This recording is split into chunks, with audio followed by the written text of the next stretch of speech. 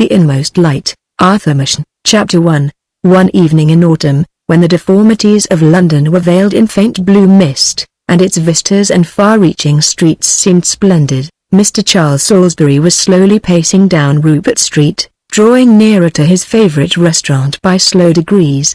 His eyes were downcast in study of the pavement, and thus it was that as he passed in at the narrow door a man who had come up from the lower end of the street jostled against him. "I beg your pardon, wasn't looking where I was going." "Why, it's Dyson." "Yes, quite so. How are you, Salisbury?" "Quite well." "But where have you been, Dyson? I don't think I can have seen you for the last 5 years." "No, I dare say not. You remember I was getting rather hard up when you came to my place at Charlotte Street?" "Perfectly. I think I remember your telling me that you owed 5 weeks' rent, and that you had parted with your watch for a comparatively small sum. My dear Salisbury, your memory is admirable." "Yes, I was hard up. But the curious thing is that soon after you saw me I became harder up. My financial state was described by a friend as stone broke.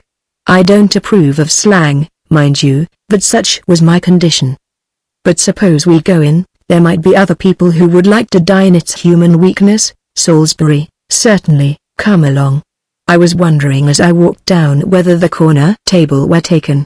It has a velvet back, you know. I know the spot, it's vacant." "Yes, as I was saying, I became even harder up." "What did you do then?" asked Salisbury, disposing of his hat, and settling down in the corner of the seat, with a glance of fond anticipation at the menu. "What did I do? Why, I sat down and reflected. I had a good classical education, and a positive distaste for business of any kind. That was the capital with which I faced the world. Do you know, I have heard people describe olives as nasty. What lamentable Philistinism. I have often thought, Salisbury, that I could write genuine poetry under the influence of olives and red wine. Let us have Chianti. It may not be very good, but the flasks are simply charming. It is pretty good here. We may as well have a big flask." "Very good." I reflected, then, on my want of prospects, and I determined to embark in literature. "Really, that was strange. You seem in pretty comfortable circumstances, though. What a satire upon a noble profession. I am afraid, Salisbury, you haven't a proper idea of the dignity of an artist. You see me sitting at my desk, or at least you can see me if you care to call, with pen and ink, and simple nothingness before me, and if you come again in a few hours you will, in all probability, find a creation." "Yes, quite so. I had an idea that literature was not remunerative." "You're mistaken, its rewards are great. I may mention, by the way, that shortly after you saw me I succeeded to a small income. An uncle died, and proved unexpectedly generous." "Ah, I see. That must have been convenient." "It was pleasant, undeniably pleasant. I have always considered it in the light of an endowment of my researches. I told you I was a man of letters. It would, perhaps, be more correct to describe myself as a man of science." "Dear me, Dyson, you have really changed very much in the last few years. I had a notion, don't you know, that you were a sort of idler about town. The kind of man one might meet on the north side of Piccadilly every day from May to July." "Exactly. I was even then forming myself, though all unconsciously. You know, my poor father could not afford to send me to the university. I used to grumble in my ignorance at not having completed my education. That was the folly of youth, Salisbury. My university was Piccadilly. There I began to study the great science which still occupies me." "What science do you mean?" "The science of the great city, the physiology of London, literally and metaphysically the greatest subject that the mind of man can conceive." "What an admirable sami this us, undoubtedly the final end of the pheasant. Yet I feel sometimes positively overwhelmed with the thought of the vastness and complexity of London. Paris a man may get to understand thoroughly with a reasonable amount of study, but London is always a mystery. In Paris you may say, here live the actresses, here the bohemians, and the rates. But it is different in London. You may point out a street, correctly enough, as the abode of washerwomen, but, in that second floor, a man may be studying Chaldee roots, and in the garret over the way a forgotten artist is dying by inches. "I see you are Dyson, unchanged and unchangeable," said Salisbury, slowly sipping his Chianti. "I think you are misled by a too fervid imagination. The mystery of London exists only in your fancy. It seems to me a dull place enough. We seldom hear of a really artistic crime in London, whereas I believe Paris abounds in that sort of thing. Give me some more wine?" "Thanks. You are mistaken, my dear fellow, you are really mistaken. London has nothing to be ashamed of in the way of crime. Where we fail is for want of Homers, not Agamemnons. Garant qui avate sacro, you know, I recall the quotation. But I don't think I quite follow you. Well, in plain language, we have no good writers in London who make a speciality of that kind of thing. Our common reporter is a dull dog, every story that he has to tell is spoilt in the telling. His idea of horror and of what excites horror is so lamentably deficient. Nothing will content the fellow but blood, vulgar red blood, and when he can get it he lays it on thick, and considers that he has produced a telling article. It's a poor notion. And, by some curious fatality, it is the most commonplace and brutal murders which always attract the most attention and get written up the most.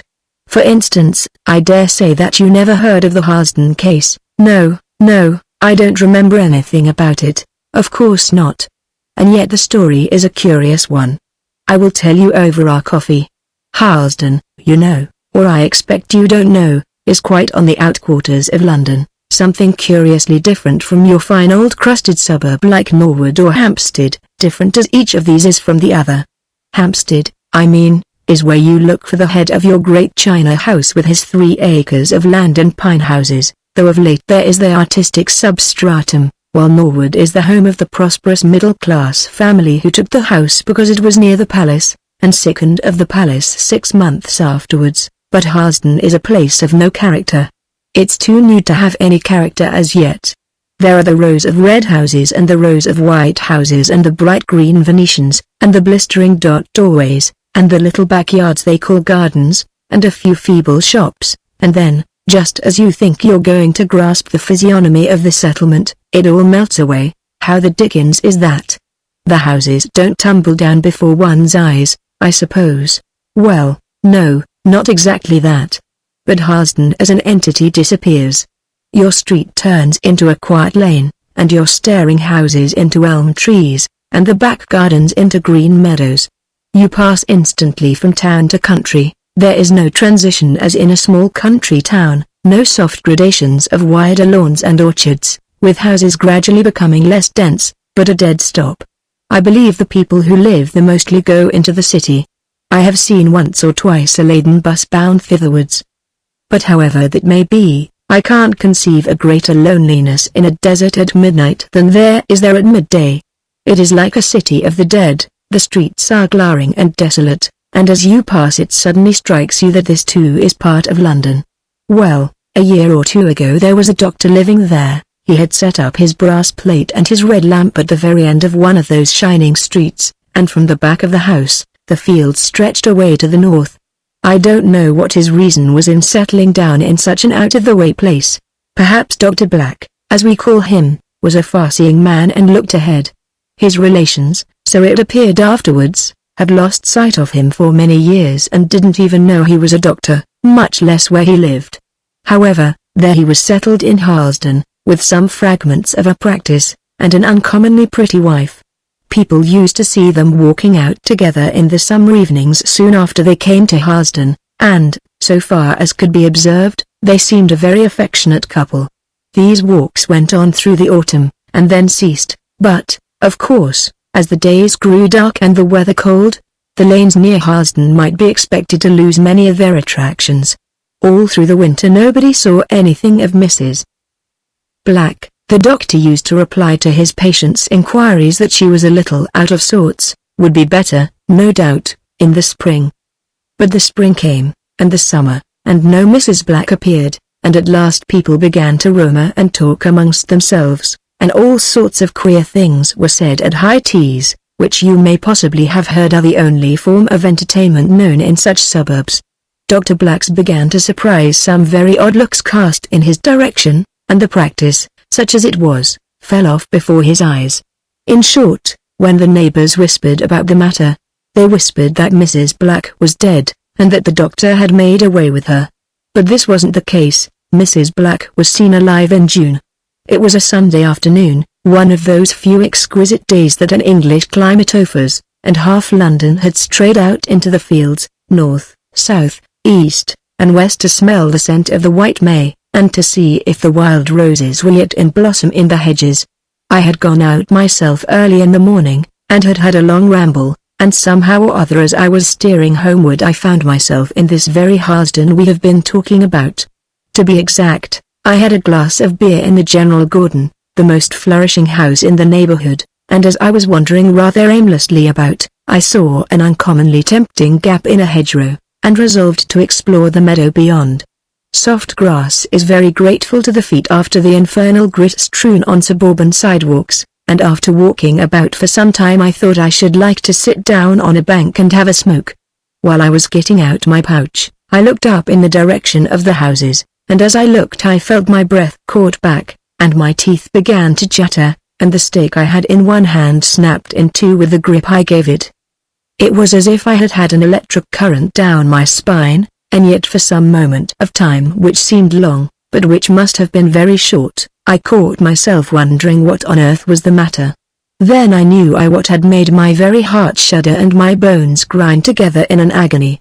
As I glanced up I had looked straight towards the last house in the row before me, and in an upper dot window of that house I had seen for some short fraction of a second a face. It was the face of a woman, and yet it was not human.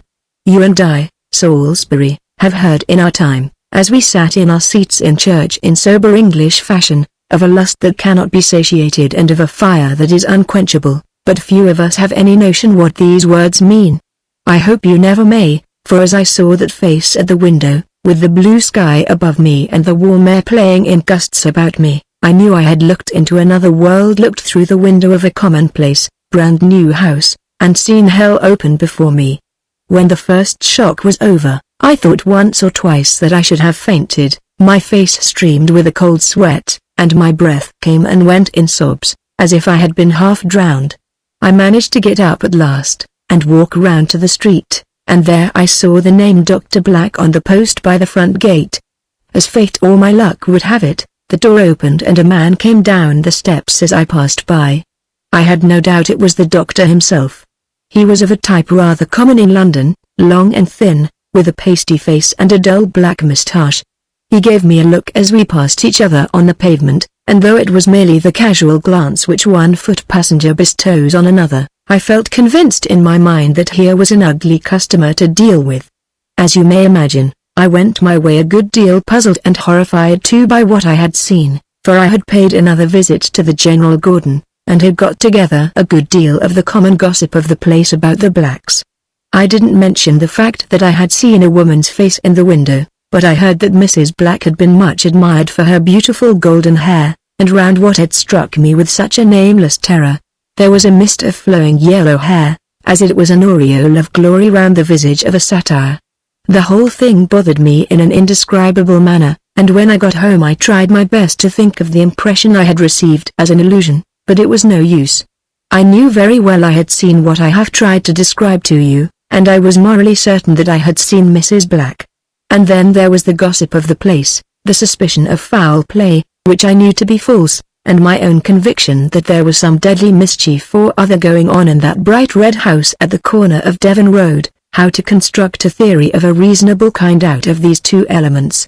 In short, I found myself in a world of mystery. I puzzled my head over it and filled up my leisure moments by gathering together odd threads of speculation, but I never moved a step towards any real solution, and as the summer days went on the matter seemed to grow misty and indistinct, shadowing some vague terror, like a nightmare of last month. I suppose it would before long have faded into the background of my brain. I should not have forgotten it, for such a thing could never be forgotten. But one morning as I was looking over the paper my eye was caught by a heading over some 24 lines of small type. The words I had seen were simply, "The Harsden Case," and I knew what I was going to read. Mrs. Black was dead. Black had called in another medical man to certify as to cause of death, and something or other had aroused the strange doctor's suspicions, and there had been an inquest and post-mortem. And the result? That, I will confess, did astonish me considerably. It was the triumph of the unexpected. The two doctors who made the autopsy were obliged to confess that they could not discover the faintest trace of any kind of foul play. Their most exquisite tests and reagents failed to detect the presence of poison in the most infinitesimal quantity. Death, they found, had been caused by a somewhat obscure and scientifically interesting form of brain disease. The tissue of the brain and the molecules of the gray matter had undergone a most extraordinary series of changes, and the younger of the two doctors, who has some reputation, I believe, as a specialist in brain trouble, made some remarks in giving his evidence which struck me deeply at the time, though I did not then grasp their full significance.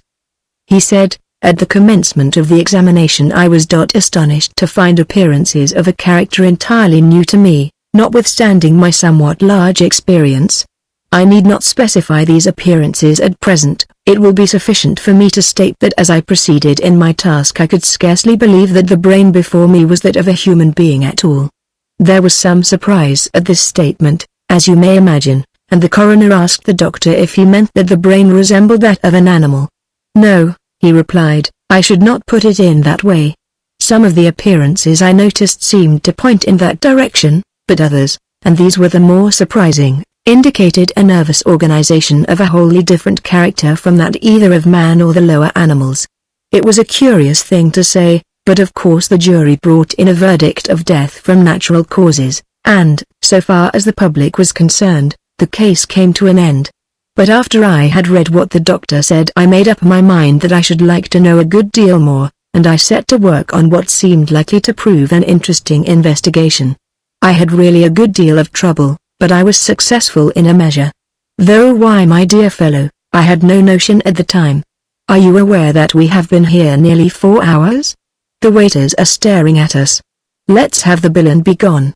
The two men went out in silence, and stood a moment in the cool air, watching the hurrying traffic of Coventry Street pass before them to the accompaniment of the ringing bells of hansoms and the cries of the newsboys, the deep far murmur of London surging up ever and again from beneath these louder noises. It is a strange case, isn't it? Said Dyson at length. What do you think of it, my dear fellow? I haven't heard the end, so I will reserve my opinion. When will you give me the sequel? Come to my room some evening, say next Thursday. Here's the address. Good night, I want to get down to the Strand. Dyson hailed a passing hansom, and Salisbury turned northward to walk home to his lodgings. Chapter 2. Mr. Salisbury, as may have been gathered from the few remarks which he had found it possible to introduce in the course of the evening, was a young gentleman of a peculiarly solid form of intellect, coy and retiring before the mysterious and the uncommon, with a constitutional dislike of paradox. During the restaurant dinner he had been forced to listen in almost absolute silence to a strange tissue of improbabilities strung together with the ingenuity of a born meddler in plots and mysteries, and it was with a feeling of weariness that he crossed Shaftesbury Avenue, and dived into the recesses of Soho, for his lodgings were in a modest neighbourhood to the north of Oxford Street. As he walked he speculated on the probable fate of Dyson, relying on literature, unbefriended by a thoughtful relative, and could not help concluding that so much subtlety united to a too vivid imagination would in all likelihood have been rewarded with a pair of sandwich boards or a super's banner. Absorbed in this train of thought, and admiring the perverse dexterity which could transmute the face of a sickly woman and a case of brain disease into the crude elements of romance, Salisbury strayed on through the dimly lighted streets, not noticing the gusty wind which drove sharply round corners and whirled the stray rubbish of the pavement into the air in eddies, while black clouds gathered over the sickly yellow moon. Even a stray drop or two of rain blown into his face did not rouse him from his meditations, and it was only when with a sudden rush the storm tore down upon the street that he began to consider the expediency of finding some shelter. Their rain, driven by the wind, belted down with the violence of a thunderstorm, dashing up from the stones and hissing through the air, and soon a perfect torrent of water coursed along the kennels and accumulated in pools over the choked-up drains. The few stray passengers who had been loafing rather than walking about the street had scuttered away, like frightened rabbits, to some invisible places of refuge, and though Salisbury whistled loud and long for a hansom, no hansom appeared. He looked about him, as if to discover how far he might be from the haven of Oxford Street, but strolling carelessly along, he had turned out of his way, and found himself in an unknown region, and one to all appearance devoid even of a public house where shelter could be bought for the modest sum of 2 pence. The street lamps were few and at long intervals, and burned behind grimy glasses with the sickly light of oil, and by this wavering glimmer Salisbury could make out the shadowy and vast old houses of which the street was composed. As he passed along, hurrying, and shrinking from the full sweep of the rain, he noticed the innumerable bell handles, with names that seemed about to vanish of old age graven on brass plates beneath them, and here and there a richly carved penthouse overhung the door, blackening with the grime of 50 years. The storm seemed to grow more and more furious. He was wet through, and a new hat had become a ruin, and still Oxford Street seemed as far off as ever. It was with deep relief that the dripping man caught sight of a dark archway which seemed to promise shelter from the rain if not from the wind. Salisbury took up his position in the driest corner and looked about him. He was standing in a kind of passage contrived under part of a house, and behind him stretched a narrow footway leading between blank walls to regions unknown. He had stood there for some time, vainly endeavoring to rid himself of some of his superfluous moisture, and listening for the passing wheel of a hansom, when his attention was aroused by a loud noise coming from the direction of the passage behind, and growing louder as it drew nearer. In a couple of minutes he could make out the shrill, raucous voice of a woman, threatening and renouncing and making the very stones echo with her accents, while now and then a man grumbled and expostulated. Though to all appearance devoid of romance, Salisbury had some relish for street rows, and was, indeed, somewhat of an amateur in the more amusing phases of drunkenness. He therefore composed himself to listen and observe with something of the air of a subscriber to grand opera. To his annoyance, however, the tempest seemed suddenly to be composed, and he could hear nothing but the impatient steps of the woman and the slow lurch of the man as they came towards him. Keeping back in the shadow of the wall, he could see the two drawing nearer. The man was evidently drunk, and had much ado to avoid frequent collision with the wall as he tacked across from one side to the other, like some bark beating up against a wind. The woman was looking straight in front of her, with tears streaming from her blazing eyes, but suddenly as they went by the flame blazed up again, and she burst forth into a torrent of abuse, facing round upon her companion. "You low rascal, you mean, contemptible cur," she went on, after an incoherent storm of curses. "You think I'm to work and slave for you always, I suppose, while you're after that Green Street girl and drinking every penny you've got? But you're mistaken, Sam, indeed. I'll bear it no longer. Damn you, you dirty thief, I've done with you and your master too, so you can go your own errands, and I only hope they'll get you into trouble." The woman tore at the bosom of her dress, and taking something out that looked like paper, crumpled it up and flung it away. It fell at Salisbury's feet. She ran out and disappeared in the darkness, while the man lurched slowly into the street, grumbling indistinctly to himself in a perplexed tone of voice. Salisbury looked out after him, and saw him wandering along the pavement, halting now and then and swaying indecisively, and then starting off at some fresh tangent. The sky had cleared, and white fleecy clouds were fleeting across the moon, high in the heaven. The light came and went by turns, as the clouds passed by, and, turning round as the dot clear, white rays shone into the passage. Salisbury saw the little ball of crumpled paper which the woman had cast down.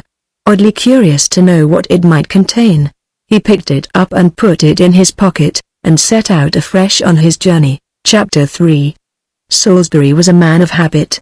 When he got home, drenched to the skin, his clothes hanging lank about him, and a ghastly dew besmearing his hat, his only thought was of his health, of which he took studious care. So, after changing his clothes and encasing himself in a warm dressing gown, he proceeded to prepare a sudorific in the shape of hot gin and water, warming the latter over one of those spirit lamps which mitigate the austerities of the modern hermit's life. By the time this preparation had been exhibited, and Salisbury's disturbed feelings had been soothed by a pipe of tobacco, he was able to get into bed in a happy state of vacancy, without a thought of his adventure in the dark archway, or of the weird fancies with which Dyson had seasoned his dinner. It was the same at breakfast the next morning, for Salisbury made a point of not thinking of anything until that meal was over, but when the cup and saucer were cleared away, and the morning pipe was lit, he remembered the little ball of paper, and began fumbling in the pockets of his wet coat. He did not remember into which pocket he had put it, and as he dived now into one and now into another, he experienced a strange feeling of apprehension lest it should not be there at all, though he could not for the life of him have explained the importance he attached to what was in all probability mere rubbish. But he sighed with relief when his fingers touched the crumpled surface in an inside pocket, and he drew it out gently and laid it on the little desk by his easy chair with as much care as if it had been some rare jewel. Salisbury sat smoking and staring at his find for a few minutes, an odd temptation to throw the thing in the fire and have done with it struggling with as odd a speculation as to its possible contents, and as to the reason why the infuriated woman should have flung a bit of paper from her with such vehemence. As might be expected, it was the latter feeling that conquered in the end, and yet it was with something like repugnance that he at last took the paper and unrolled it, and laid it out before him.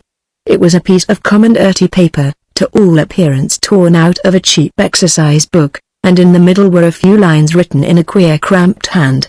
Salisbury bent his head and stared eagerly at it for a moment, drawing a long breath, and then fell back in his chair gazing blankly before him, till at last with a sudden revulsion he burst into a peal of laughter, so long and loud and uproarious that the landlady's baby in the floor below awoke from sleep and echoed his mirth with hideous yells. But he laughed again, and took the paper up to read a second time what seemed such meaningless nonsense. Q. has had to go and see his friends in Paris, it began. Traverse handle S. Once around the grass, and twice around the lass, and thrice around the maple tree. Salisbury took up the paper and crumpled it as the angry woman had done, and aimed it at the fire. He did not throw it there, however, but tossed it carelessly into the well of the desk, and laughed again. The sheer folly of the thing offended him, and he was ashamed of his own eager speculation, as one who pores over the high-sounding announcements in the agony column of the daily paper, and finds nothing but advertisement and triviality. He walked to the window, and stared out at the languid morning life of his quarter, the maids in slatternly print dresses washing doorsteps, the fishmonger and the butcher on their rounds, and the tradesmen standing at the doors of their small shops, drooping for lack of trade and excitement. In the distance a blue haze gave some grandeur to the prospect, but the view as a whole was depressing, and would only have interested a student of the life of London, who finds something rare and choice in its every aspect. Salisbury turned away in disgust, and settled himself in the easy chair, upholstered in a bright shade of green, and decked with yellow gimp, which was the pride and attraction of the apartments. Here he composed himself to his morning's occupation, the perusal of a novel that dealt with sport and love in a manner that suggested the collaboration of a stud-groom and a ladies' college. In an ordinary way, however, Salisbury would have been carried on by the interest of the story up to lunch-time, but this morning he fidgeted in and out of his chair, took the book up and laid it down again, and swore at last to himself and at himself in mere irritation. In point of fact, the jingle of the paper found in the archway had got into his head, and do what he would he could not help muttering over and over, once around the grass, and twice around the lass, and thrice around the maple tree. It became a positive pain, like the foolish burden of a music-hall song, everlastingly quoted, and sung at all hours of the day and night, and treasured by the street boys as an unfailing resource for 6 months together. He went out into the streets, and tried to forget his enemy in the jostling of the crowds and the roar and clatter of the traffic, but presently he would find himself stealing quietly aside, and pacing some deserted byway, vainly puzzling his brains, and trying to fix some meaning to phrases that were meaningless. It was a positive relief when Thursday came, and he remembered that he had made an appointment to go and see Dyson. The flimsy reveries of the self-styled man of letters appeared entertaining when compared with this ceaseless iteration, this maze of thought from which there seemed no possibility of escape. Dyson's abode was in one of the quietest of the quiet streets that lead down from the Strand to the river, and when Salisbury passed from the narrow stairway into his friend's room, he saw that the uncle had been beneficent indeed. The floor glowed and flamed with all the colors of the East. It was, as Dyson pompously remarked, a sunset in a dream. And the lamplight, the twilight of London streets, was shut out with strangely worked curtains, glittering here and there with threads of gold. In the shelves of an oak armoire stood jars and plates of old French china, and the black and white of etchings not to be found in the Haymarket or in Bond Street, stood out against the splendor of a Japanese paper.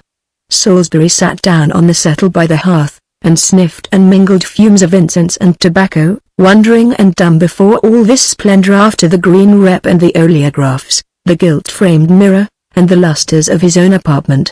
"I am glad you have come," said Dyson. "Comfortable little room, isn't it? But you don't look very well, Salisbury. Nothing disagreed with you, has it?" "No, but I have been a good deal bothered for the last few days.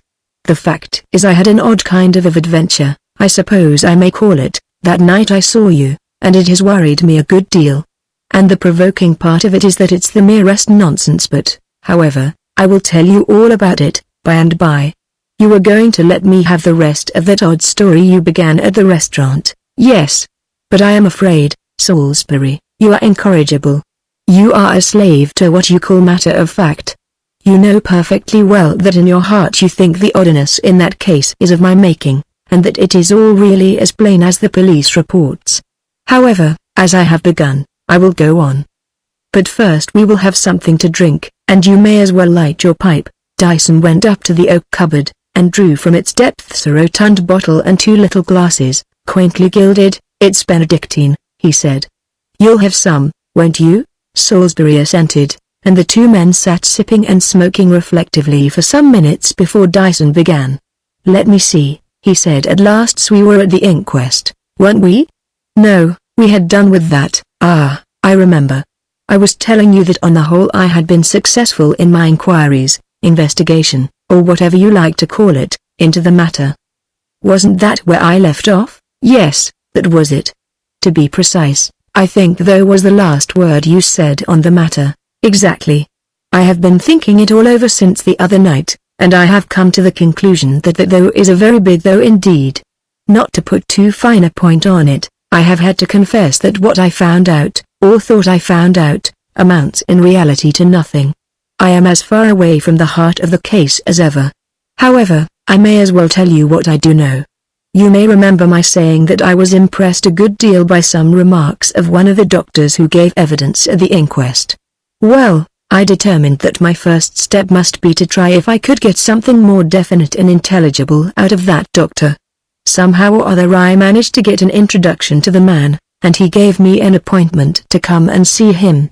He turned out to be a pleasant, genial fellow, rather young and not in the least like the typical medical man, and he began the conference by offering me whiskey and cigars. I didn't think it worthwhile to beat about the bush, so I began by saying that part of his evidence at the Harsden inquest struck me as very peculiar, and I gave him the printed report, with the sentences in question underlined. He just glanced at the slip, and gave me a queer look. "It struck you as peculiar, did it?" said he. "Well, you must remember that the Harsden case was very peculiar. In fact, I think I may safely say that in some features it was unique." "Quite unique." "Quite so," I replied, "and that's exactly why it interests me, and why I want to know more about it. And I thought that if anybody could give me any information it would be you. What is your opinion of the matter?" It was a pretty downright sort of question, and my doctor looked rather taken aback. "Well," he said, "as I fancy your motive in inquiring into the question must be mere curiosity, I think I may tell you my opinion with tolerable freedom. So, Mr. Dyson, if you want to know my theory, it is this: I believe that Dr. Black killed his wife." "But the verdict," I answered. "The verdict was given from your own evidence." "Quite so. The verdict was given in accordance with the evidence of my colleague and myself, and, under the circumstances, I think the jury acted very sensibly. In fact, I don't see what else they could have done. But I stick to my opinion, mind you, and I say this also. I don't wonder at Black's doing what I firmly believe he did. I think he was justified." "Justified? How could that be?" I asked. I was astonished, as you may imagine, at the answer I had got. The doctor wheeled round his chair and looked steadily at me for a moment before he answered. "I suppose you are not a man of science yourself?" "No." "Then it would be of no use my going into detail. I have always been firmly opposed myself to any partnership between physiology and psychology. I believe that both are bound to suffer. No one recognizes more decidedly than I do the impassable gulf, the fathomless abyss that separates the world of consciousness from the sphere of matter. We know that every change of consciousness is accompanied by a rearrangement of the molecules in the gray matter, and that is all. What the link between them is, or why they occur together, we do not know, and the most authorities believe that we never can know.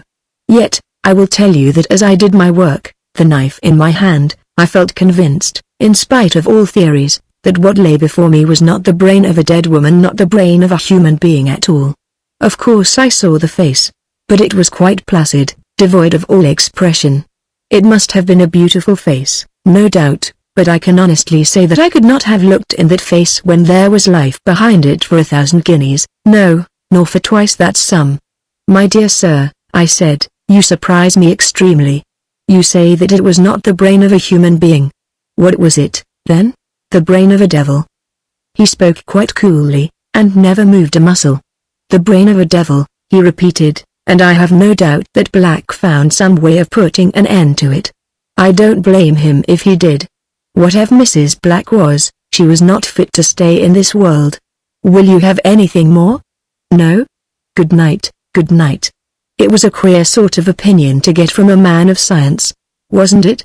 When he was saying that he would not have looked on that face when alive for 1,000 guineas, or 2,000 guineas, I was thinking of the face I had seen, but I said nothing. I went again to Harlesden, and passed from one shop to another, making small purchases, and trying to find out whether there was anything about the Blacks which was not already common property, but there was very little to hear. One of the tradesmen to whom I spoke said he had known the dead woman well. She used to buy of him such quantities of grocery as were required for their small household, for they never kept a servant, but had a charwoman in occasionally, and she had not seen Mrs. Black for months before she died. According to this man, Mrs. Black was a nice lady, always kind and considerate, and so fond of her husband and he of her, as everyone thought. And yet, to put the doctor's opinion on one side, I knew what I had seen. And then after thinking it over, and putting one thing with another, it seemed to me that the only person likely to give me much assistance would be Black himself, and I made up my mind to find him. Of course he wasn't to be found in Harlesden. He had left, I was told, directly after the funeral. Everything in the house had been sold, and one fine day Black got into the train with a small portmanteau, and went, nobody knew where. It was a chance if he were ever heard of again, and it was by a mere chance that I came across him at last.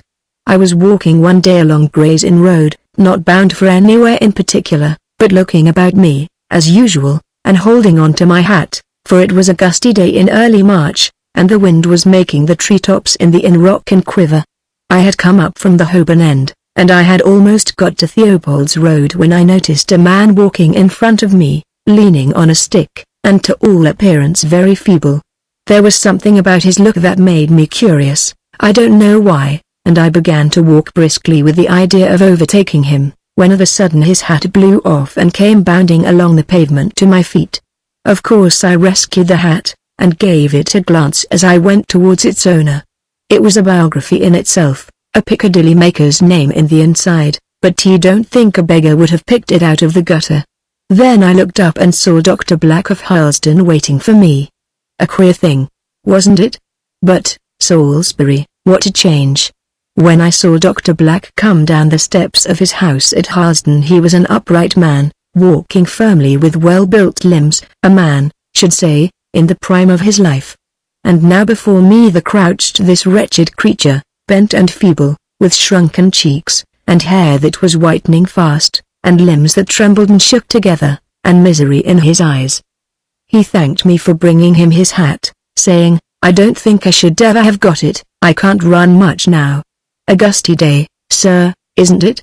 And with this he was turning away, but by little and little I contrived to draw him into the current of conversation, and we walked together eastward. I think the man would have been glad to get rid of me, but I didn't intend to let him go, and he stopped at last in front of a miserable house in a miserable street. It was, I verily believe, one of the most wretched quarters I have ever seen. Houses that must have been sordid and hideous enough when new, that had gathered foulness with every year, and now seemed to lean and totter to their fall. "I live up there," said Black, pointing to the tiles, "not in the front, in the back. I am very quiet there. I won't ask you to come in now, but perhaps some other day." I caught him up at that, and told him I should be only too glad to come and see him. He gave me an odd sort of glance, as if he were wondering what on earth I or anybody else could care about him, and I left him fumbling with his latchkey. I think you will say I did pretty well when I tell you that within a few weeks I had made myself an intimate friend of Black's. I shall never forget the first time I went to his room. I hope I shall never see such abject, squalid misery again. The foul paper, from which all pattern or trace of a pattern had long vanished, subdued and penetrated with the grime of the evil street, was hanging in mouldering pennons from the wall.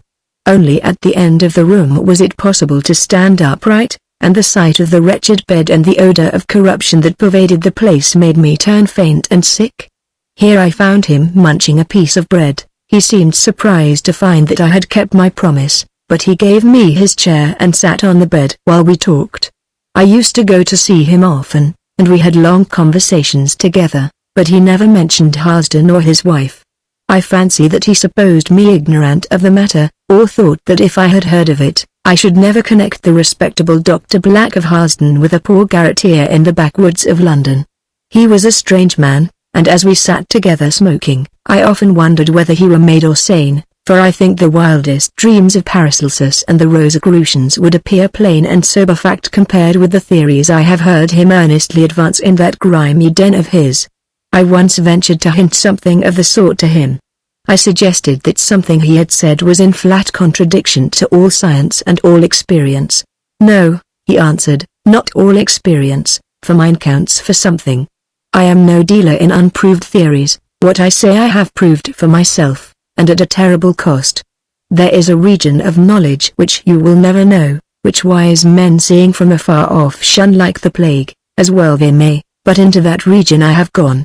If you knew, if you could even dream of what may be done, of what one or two men have done in this quiet world of ours, your very soul would shudder and faint within you. What you have heard from me has been but the merest husk and outer covering of true science, that science which means death, and that which is more awful than death, to those who gain it.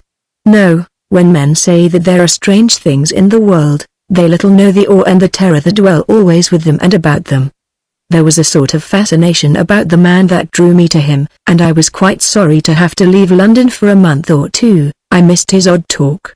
A few days after I came back to town I thought I would look him up, but when I gave the 2 rings at the bell that used to summon him, there was no answer. I rang and rang again, and was just turning to go away, when the door opened and a dirty woman asked me what I wanted. From her look I fancy she took me for a plainclothes officer after one of her lodgers, but when I inquired if Mr. Black were in, she gave me a stare of another kind. "There's no Mr. Black lives here," she said. "He's gone. He's dead this 6 weeks. I always thought he was a bit queer in his head, or else had been and got into some trouble or other. He used to go out every morning from 10 till 1, and one Monday morning we heard him come in, and go into his room and shut the door, and a few minutes after, just as we was sitting down to our dinner, there was such a scream that I thought I should have gone right off. And then we heard a stamping, and down he came, raging and cursing most dreadful, swearing he had been robbed of something that was worth millions. And then he just dropped down in the passage, and we thought he was dead. We got him up to his room, and put him on his bed, and I just sat there and waited, while my husband he went for the doctor. And there was the window wide open, and a little tin box he had lying on the floor open and empty, but of course nobody could possibly have got in at the winder, and as for him having anything that was worth anything, it's nonsense, for he was often weeks and weeks behind with his rent, and my husband he threatened often and often to turn him into the street, for, as he said, we've got a living to make like other people, and, of course, that's true, but, somehow, I didn't like to do it, though he was an odd kind of a man, and I fancy he'd been better off. And then the doctor came and looked at him, and said as he couldn't do nothing, and that night he died as I was sitting by his bed, and I can tell you that, with one thing and another, we lost money by him, for the few bits of clothes as he had were worth next to nothing when they came to be sold. I gave the woman half a sovereign for her trouble, and went home thinking of Dr. Black and the epitaph she had made him, and wondering at his strange fancy that he had been robbed. I take it that he had very little to fear on that score, poor fellow, but I suppose that he was really mad, and died in a sudden access of his mania. His landlady said that once or twice when she had had occasion to go into his room, to dun the poor wretch for his rent, most likely, he would keep her at the door for about a minute, and that when she came in she would find him putting away his tin box in the corner by the window. I suppose he had become possessed with the idea of some great treasure, and fancied himself a wealthy man in the midst of all his misery. Explicit, my tale is ended, and you see that though I knew Black, I knew nothing of his wife or of the history of her death. That's the Harsden case, Salisbury, and I think it interests me all the more deeply because there does not seem the shadow of a possibility that I or anyone else will ever know more about it. What do you think of it? Well, Dyson, I must say that I think you have contrived to surround the whole thing with a mystery of your own making. I go for the doctor's solution. Black murdered his wife, being himself in all probability an undeveloped lunatic. What?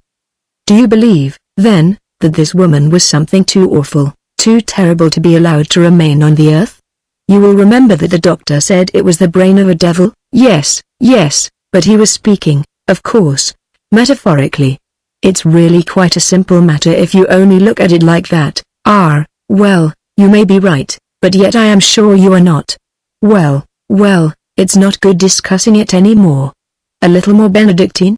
That's right, try some of this tobacco. Didn't you say that you had been bothered by something which happened that night we dined together? Yes, I have been worried, Dyson, worried a great deal. But it's such a trivial matter indeed. Such an absurdity that I feel ashamed to trouble you with it. Never mind, let's have it, absurd or not. With many hesitations, and with much inward resentment of the folly of the thing, Salisbury told his tale, and repeated reluctantly the absurd intelligence and the absurd doggerel of the scrap of paper, expecting to hear Dyson burst out into a roar of laughter. Isn't it too bad that I should let myself be bothered by such stuff as that? He asked. When he had stuttered out the jingle of once, and twice, and thrice, Dyson had listened to it all gravely, even to the end, and meditated for a few minutes in silence. Yes, he said at length, it was a curious chance, your taking shelter in that archway just as those two went by. But I don't know that I should call what was written on the paper nonsense. It is bizarre certainly, but I expect it has a meaning for somebody. Just repeat it again, will you, and I will write it down. Perhaps we might find a cipher of some sort, though I hardly think we shall.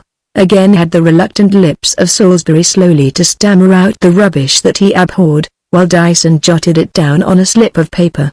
Look over it, will you?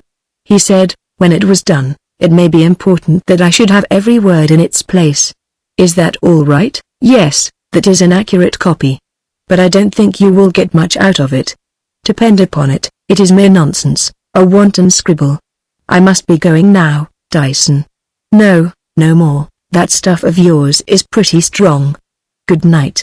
I suppose you would like to hear from me, if I did find out anything? No, not I don't want to hear about the thing again. You may regard the discovery, if it is one, as your own, very well. Good night. Chapter 4. A good many hours after Salisbury had returned to the company of the green rep chairs, Dyson still sat at his desk, itself a Japanese romance, smoking many pipes, and meditating over his friend's story. The bizarre quality of the inscription which had annoyed Salisbury was to him an attraction, and now and again he took it up and scanned thoughtfully what he had written, especially the quaint jingle at the end. It was a token, a symbol, he decided, and not a cipher, and the woman who had flung it away was in all probability entirely ignorant of its meaning. She was but the agent of the psalm she had abused and discarded, and he too was again the agent of someone unknown, possibly of the individual styled Q, who had been forced to visit his French friends. But what to make of Traverse Handle S? Here was the root and source of the enigma, and not all the tobacco of Virginia seemed likely to suggest any clue here. It seemed almost hopeless, but Dyson regarded himself as the Wellington of mysteries, and went to bed feeling assured that sooner or later he would hit upon the right track. For the next few days he was deeply engaged in his literary labors which were a profound mystery even to the most intimate of his friends, who searched the railway bookstalls in vain for the result of so many hours spent at the Japanese bureau in company with strong tobacco and black tea. On this occasion Dyson confined himself to his room for 4 days, and it was with genuine relief that he laid down his pen and went out into the streets in quest of relaxation and fresh air. The gas lamps were being lighted, and the 5th edition of the evening papers was being howled through the streets, and Dyson, feeling that he wanted quiet, turned away from the clamorous Strand, and began to trend away to the northwest. Soon he found himself in streets that echoed to his footsteps, and crossing a broad new thoroughfare, and verging still to the west, Dyson discovered that he had penetrated to the depths of Soho. Here again was life, rare vintages of France and Italy, at prices which seemed contemptibly small, allured the passer-by. Here were cheeses, vast and rich, here olive oil, and here a grove of Rabelais and sausages, while in a neighboring shop the whole press of Paris appeared to be on sale. In the middle of the roadway a strange miscellany of nations sauntered to and fro, for their cab and hansom rarely ventured, and from window over window the inhabitants looked forth in pleased contemplation of the scene. Dyson made his way slowly along, mingling with the crowd on the cobblestones, listening to the queer babble of French and German, and Italian and English, glancing now and again at the shop windows with their levelled batteries of bottles, and had almost gained the end of the street, when his attention was arrested by a small shop at the corner, a vivid contrast to its neighbours. It was the typical shop of the pork water, a shop entirely English. Here were vended tobacco and sweets, cheap pipes of clay and cherrywood, penny exercise books and penholders jostled for precedence with comic songs, and story papers with appalling cuts showed that romance claimed its place beside the actualities of the evening paper, the bills of which fluttered at the doorway. Dyson glanced up at the name above the door, and stood by the kennel trembling, for a sharp pang, the pang of one who has made a discovery, had for a moment left him incapable of motion.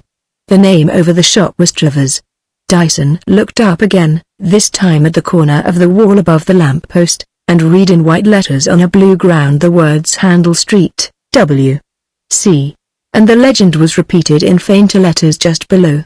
He gave a little sigh of satisfaction, and without more ado walked boldly into the shop, and stared full in the face of the fat man who was sitting behind the counter. The fellow rose to his feet, and returned the stare a little curiously, and then began in stereotyped phrase, "What can I do for you, sir?" Dyson enjoyed the situation and a dawning perplexity on the man's face. He propped his stick carefully against the counter and leaning over it, said slowly and impressively once around the grass, and twice around the lass, and thrice around the maple tree. Dyson had calculated on his words producing an effect, and he was not disappointed. The vendor of the miscellanies gasped, open-mouthed like a fish, and steadied himself against the counter. When he spoke, after a short interval, it was in a hoarse mutter, tremulous and unsteady. "Would you mind saying that again, sir? I didn't quite catch it, my good man." "I shall most certainly do nothing of the kind. You heard what I said perfectly well. You have got a clock in your shop, I see, an admirable timekeeper, I have no doubt. Well, I give you a minute by your own clock." The man looked about him in a perplexed indecision, and Dyson felt that it was time to be bold. "Look here, Travers, the time is nearly up. You have heard of Q, I think. Remember, I hold your life in my hands." Now, Dyson was shocked at the result of his own audacity. The man shrank and shriveled in terror. The sweat poured down a face of ashy white, and he held up his hands before him. Mr. Davis, don't say that, don't, for heaven's sake. I didn't know you at first, I didn't indeed. Good God. Mr. Davis, you wouldn't ruin me? I'll get it in a moment. You had better not lose any more time." The man slunk piteously out of his own shop, and went into a back parlor. Dyson heard his trembling fingers fumbling with a bunch of keys, and the creak of an opening box. He came back presently with a small package neatly tied up in brown paper in his hands, and still, full of terror, handed it to Dyson. "I'm glad to be rid of it," he said. "I'll take no more jobs of this sort." Dyson took the parcel and his stick, and walked out of the shop with a nod, turning round as he passed the door. Travers had sunk into his seat, his face still white with terror, with one hand over his eyes, and Dyson speculated a good deal as he walked rapidly away as to what queer chords those could be on which he had played so roughly. He hailed the first hansom he could see and drove home, and when he had lit his hanging lamp, and laid his parcel on the table, he paused for a moment, wondering on what strange thing the lamplight would soon shine.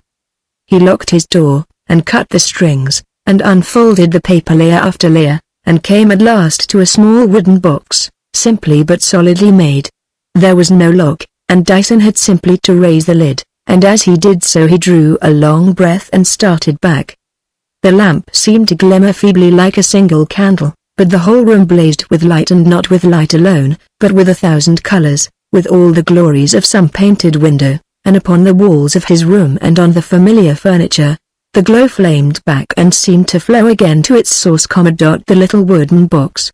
For there upon a bed of soft wool lay the most splendid jewel, a jewel such as Dyson had never dreamed of, and within it shone the blue of far skies, and the green of the sea by the shore, and the red of the ruby, and deep violet rays, and in the middle of all it seemed a flame, as if a fountain of fire rose up, and fell, and rose again with sparks like stars for drops.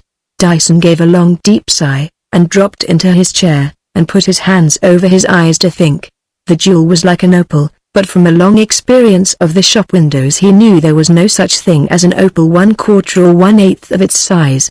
He looked at the stone again, with a feeling that was almost awe, and placed it gently on the table under the lamp, and watched the wonderful flame that shone and sparkled in its center, and then turned to the box, curious to know whether it might contain other marvels.